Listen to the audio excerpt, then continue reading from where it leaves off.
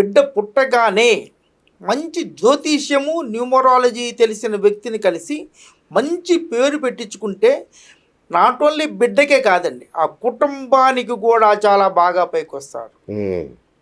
అందువల్ల United states of America ఆ పేరు 77 ఉండటం వల్ల నాట్ ఓన్లీ ఆ 13 స్టేట్స్, తర్వాత తక్కిన వచ్చిన స్టేట్స్ అన్నీ కూడా డెవలప్ అయినాయి, ప్రపంచంలో శాసిస్తుంది. ఎవరైతే వాళ్ళకి స్వతంత్రం ఇచ్చారో బ్రిటిష్, అది చాలా తక్కువ అయిపోయింది. వాళ్ళ 77 నేమ్ నెంబర్ ఉండటం వలన డాలర్ శాసిస్తుంది ప్రపంచాన్ని. That is most important. తర్వాత షార్ట్ కట్లో అండి యుఎస్ఏ అంటారు. యుఎస్ఏ అన్నది కూడా ఒక సిస్టంలో 5 నెంబర్ అండి. చూసారా, డేట్ ఆఫ్ బర్త్కి డెస్టినీ నెంబర్కి 5కి 5 వచ్చింది. అందువలనే ప్రపంచానికి రాజులాగా ఉన్నాడు. కానీ ఇంకొక సిస్టంలో 10 నెంబర్ ఉందండి. 10 నెంబర్ అనేది వీల్ ఆఫ్ ఫార్చ్యూన్, అంటే పైకి వెళ్ళి కిందకు వస్తుంది. ఇది ఇప్పుడు ఈ ట్రంప్ గారి టైంలో ఇలా ఉందండి, కొంచెం కిందకి డౌన్ అవుతుంది, డౌన్ అయ్యే అవకాశాలు, యుఎస్ఏ అనేది డౌన్ అయ్యే అవకాశాలు ఎక్కువగా ఉంటాయి. డౌన్ అయ్యే అవకాశాలు ఉంటాయి. ఇప్పుడు జనరల్గా ఇప్పుడు మనకి యూనివర్సల్ ముండేన్ ఆస్ట్రాలజీలో కుజుడు శని మీనరాశిలో కలిసి ఉన్నారు. కుజుడు శని నెప్ట్యూన్ 3 ప్లానెట్స్ కలిసి ఉండే. నేను అంటే మీ ఛానల్ చేయలేదు కానీ చాలా ఛానల్లో చేశాను. కుజ శనులు కలవటం అంత మంచిది కాదండి. అందువల్లనే ఈ యుద్ధాలు జరుగుతున్నాయండి. ఈ యుద్ధం ఇది రావడానికి కారణం చాలా టెన్షన్స్. అంతకుముందు కూడా కుజశనులు 2000లో ధనురాశిలో కలిశారండి, అప్పుడు కరోనా వచ్చింది.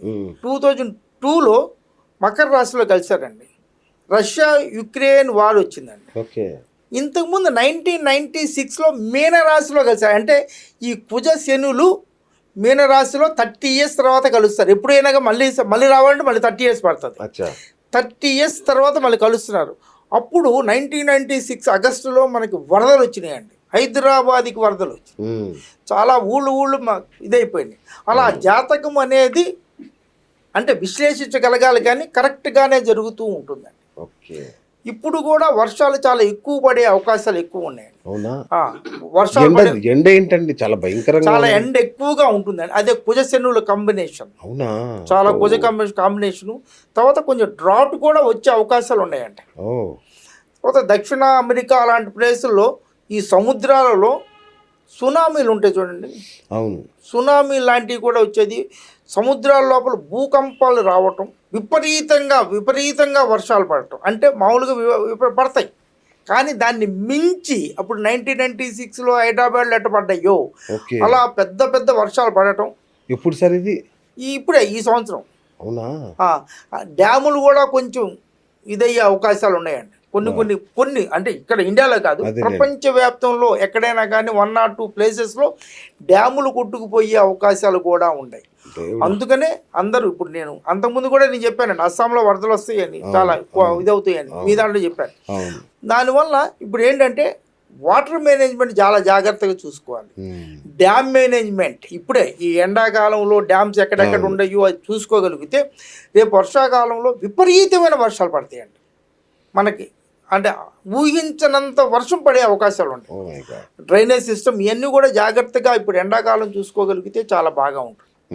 ఈ కుజశనులు కలవటం వల్ల నేను చెప్పిన దాని ప్రకారం ఏంటంటే ఏప్రిల్ 11th వరకు, ఇంతకుముందు వేరే ఛానల్స్లో చెప్పాను, ఏప్రిల్ 11th వరకు వారు కొంచెం బాగా జరుగుతుంది, తర్వాత కొంచెం తగ్గుతుంది. రేపు మే 19th ఇది ఒక ఏప్రిల్ 3rd ఈ కుజశనులు మీనరాశిలో కలిశారు, ఒక 38 days. అందువల్ల మే 19th వరకు ఈ వారు ఇలా వారు జరుగుతూ ఉంటుందండి. మే 19th తర్వాత చాలా వరకు అంటే అడపాదడపా 2-3 ఏళ్ళు జరిగినా చాలా వరకు తగ్గిపోయి సంధిలాగా పీస్ ఆఫ్ ఇదిగా ఉండి కొంచెం తగ్గే అవకాశాలు మే 19th నుంచి బాగుంటుందండి.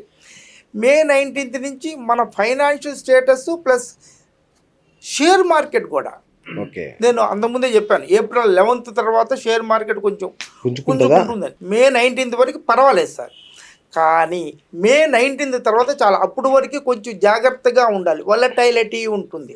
అంటే కుజశనులు ఈ 38 days కాదండి, ఈ ఎఫెక్టు ఒక 6-7 నెలలు ఉంటుందండి. ఓకే.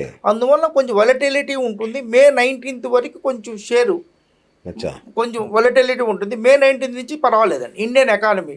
ఆ తర్వాత జూన్ 2న గురువు, దేవతల గురువు అయిన బృహస్పతి తన ఎగ్జాల్టెడ్ ప్లేస్లోకి వస్తాడండి మా కర్కాటక రాశి.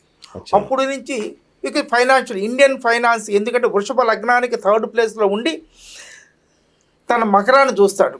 బంగారం వెండి పరిస్థితి ఏంటి గురుగారు? బంగారం రేటు పెరుగుతూ ఉంటుందండి. అచ్చా. అంటే పెరుగుతుంది మళ్ళీ తగ్గుతుంది. ఇదే మొన్న జలక్ ఇచ్చారు కదా, పెద్ద జలక్ పడింది. జలకి నేను ఇది ఒక 1.5 year బ్యాక్ మీ దగ్గర చెప్పాను, ఎవరు చెప్పాను, 3 లక్షల దాకా సిల్వర్ వెళ్తుందని ఒక 10 months బ్యాక్ చెప్పానండి. అబ్బబ్బబ్బ. ఆ 3 లక్షలు దాటింది, 4 లక్షలు అయింది. 4 లక్షలు అయిపోయి చాలామంది అత్యాశతో చాలామంది కొనేశారు. అవును. ఎప్పుడైతే 4,15,000 అయిందో అత్యాశతో కొని అలా ఇబ్బంది పడ్డారండి. అందువల్ల ఇప్పుడు మార్కెట్లో డబ్బులు లేవు, అంతా అవును. ఇదైపోయి. ఇలా కొంచెం జాగ్రత్తగా మనం ఏమన్నా చేసేటప్పుడు అంటే మూఢనమ్మకంగా కాదు కానీ ఓవరాల్గా ఎలా ఉంటుందో వాళ్ళకి ప్రతి ఒక్కరికి ఇప్పుడు ఈ రోజుల్లో వాళ్ళ ఆస్ట్రాలజర్స్ ఉంటారు, అవును. వాళ్ళని అడుగుతూ సరిపోతుంది. లేకపోతే ఇది నేను ఎప్పుడెప్పుడు ఏమేమి జరుగుతుంది వాళ్ళని వద్దులేండి, మిమ్మల్ని అడుగుతాం మేము. ప్రతి ఒక్కరికి ఇది అంత Correct, నమ్మకం. correct. డాక్టర్ కూడా ఎంతమంది డాక్టర్లు ఉన్నా వాళ్ళ డాక్టర్నే వెళ్తారు. అవును. ఇది నేను ఎప్పటికప్పుడు పెడుతూ ఉంటాను. నా వెబ్సైట్ ఉంది www.mddawood.com అని. దాంట్లో వెరిఫై చేసినా మీకు వస్తుందండి సో ఎప్పటికప్పుడు ఇప్పుడు updates. బంగారం కొనాలా వద్దా? ఇప్పుడు పీక్ వచ్చేసిందండి. ఇప్పుడు మళ్ళీ 1,20,000 30,000 దాకా వస్తుంది. అచ్చా. అప్పుడు కొనుక్కోండి. ఇది 2 lakhs నుంచి 1,30,000 వరకే అట్లా వెలటిలిటీ ఉంటుంది. ముఖ్యంగా మీకు షేర్ మార్కెట్ పెరిగితే బంగారం రేటు తగ్గిద్దండి. అందువల్ల మే 19th వరకు ఇది చూడండి. మే 19th నుంచి షేర్ మార్కెట్ పెరుగుతుంది కాబట్టి రేటు తగ్గుతుంది. 1,30,000 1,20,000 వచ్చే అవకాశాలు ఎక్కువ. అవునండి, శుభవార్త చెప్పారు. అండ్ ఇంకొకటి గురుగారు, ఈ ఇరాన్ ఇజ్రాయెల్ అమెరికా యుద్ధంలో ఇరాన్ ఏంటి సార్ అమెరికా కంటే పవర్ఫుల్ కనబడుతుంది, ఎవరికి లొంగట్లేదు, ఏంటి అసలు దాని శక్తి ఏంటి? ఇది ఇరాన్ అనేదండి అంత పర్షియా దేశము ప్రపంచంలో చాలా పవర్ఫుల్ దేశం అండి. ఇప్పుడు కాదండి, 600 BC అంటే 300 BC అప్పుడు కూడా చాలా పర్షియా దేశాన్ని నుంచి గుర్రాలు తెప్పించుకునేవాడు.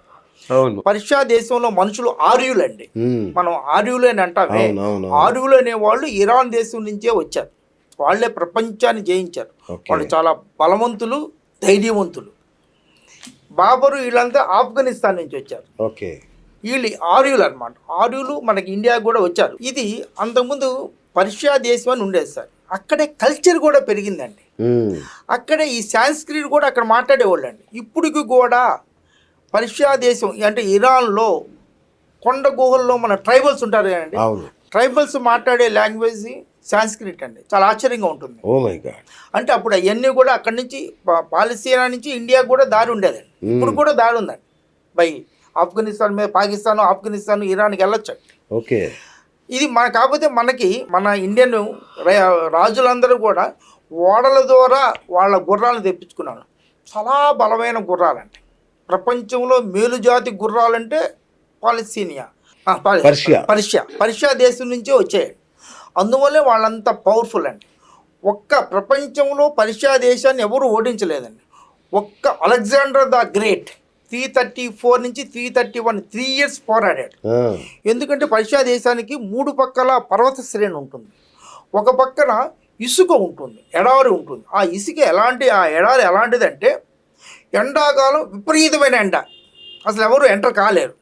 చలికాలం విపరీతమైన చలి, ఎవరు ఎంటర్ కాలేరు. అలాంటిది ఒక ద్వారం ఉంటుంది, అంటే ఎడారి, దాంట్లోకి వెళ్ళడానికి. అందువల్ల చాలా కష్టంగా ఉంటుందన్నమాట. అందువల్ల 334 BC నుంచి 331 BC అలెగ్జాండర్ ద గ్రేట్ ఒక్కడే ఆ దేశాన్ని జయించగలిగాడు. కొంతకాలం ఉండి వచ్చేసాడు, ఇంక తట్టుకోలేక వచ్చేసాడు. ఆ తర్వాత ఇండియాకి వచ్చాడు ఆయన. అలా ఇరాన్ దేశం చాలా పవర్ఫుల్ అండి. సో ఇరాన్ అంతటి ఘన చరిత్ర కలిగిన దేశం అన్నమాట, పర్షియా దేశము. ఇరాన్ నెంబర్ ఒక సిస్టంలో 9 అండి. 9 ఇస్ వెరీ వెరీ గుడ్. కుజుడికి సంబంధించిన నెంబర్. ఓకే. కుజుడు యుద్ధం, నైపుణ్యం, ధైర్యం, సాహసం, బ్లడ్, బోన్స్ ఇవన్నీ కూడా అండి.